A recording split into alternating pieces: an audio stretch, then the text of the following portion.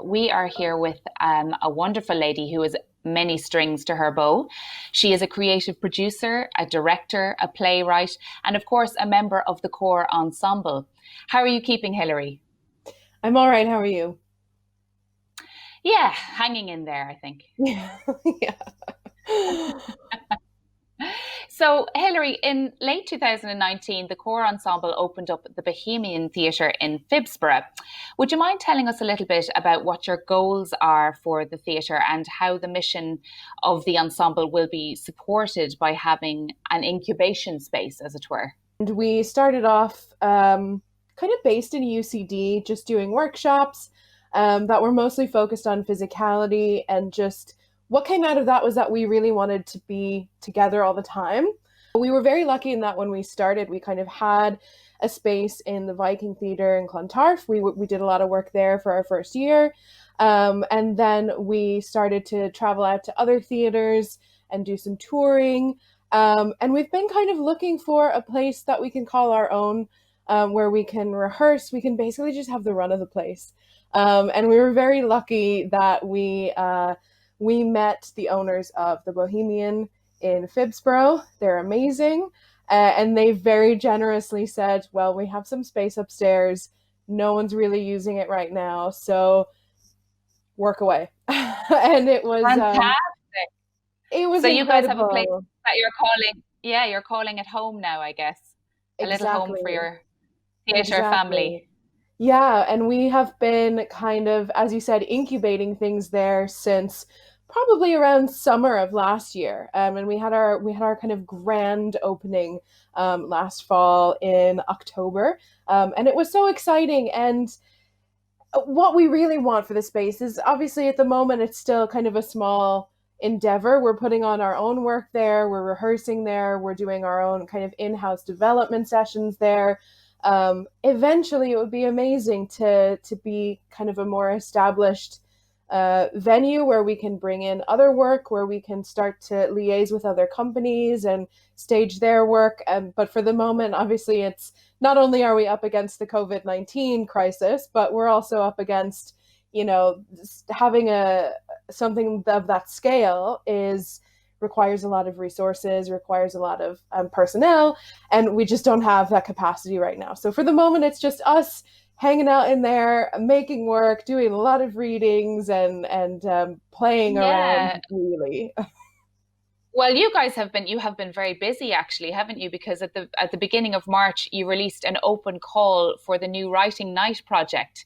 Can you tell us a little bit about that? What the aims of the project are, and what the response was like to it, Hilary?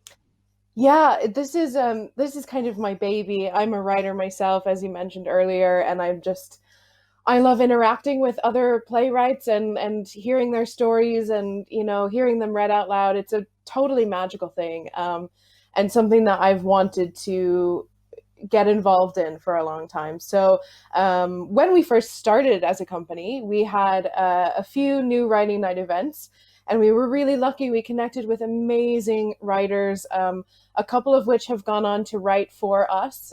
We connected with Philip Doherty, who's currently working on a project with Fibine for drive-in theater, which is incredible. We worked with Stuart Roach, who's written The Fetch Wilson, which was one of like a huge hit for us. We've taken it to London and Edinburgh, but it was a one-man show, and it's just done so well. Audiences have responded to it incredibly well. So we've been really lucky that there's still interest in it. We just took it up to Belfast to the Lyric most recently, and Yeah. it's been a gift that keeps on giving. But Stuart is So it's someone that we a good connected collaboration with. then, yourselves and Stuart. Yeah. Definitely, yeah, yeah, and we've got some other things in the works with Stuart. I won't say too much, but we're hoping that later in the year we'll be announcing another Stuart Roach Core Ensemble collaboration. Um, we kind of made that our focal point, and I really wanted to bring back the new writing night project, but I wanted to do it in kind of a bigger, more inclusive way. And I wanted to connect with people that we don't already know, whose work maybe we haven't seen. So we decided to issue this open call, and I thought we might get 6 or 7 writers submitting, which would have been fantastic. We ended up getting over 25, which was great. Wow. Yeah, it was a great response. So you've been keeping busy during COVID then, doing a lot of reading. Yes, so much reading. None of us, like everyone else, none of us had even heard of Zoom before this happened. But now it's like the thing that's keeping us together really is that we've been meeting 2 or 3 times a week for the last probably 2 months. And we're working through reading all of those scripts. So we were really, really excited to put out an open call and just see what happened. And, fortunately, it's been magic. And we're really, really excited. We've made our final 6 selections. Yeah, and we can't Oh, wait wow. to keep working on them. Going to be starting our development sessions with writers hopefully next week or the week after. And we'll be speaking with them about their scripts and talking about ways that we can develop it and finding the best part that we can present as sort of a teaser, work in progress excerpt to the public.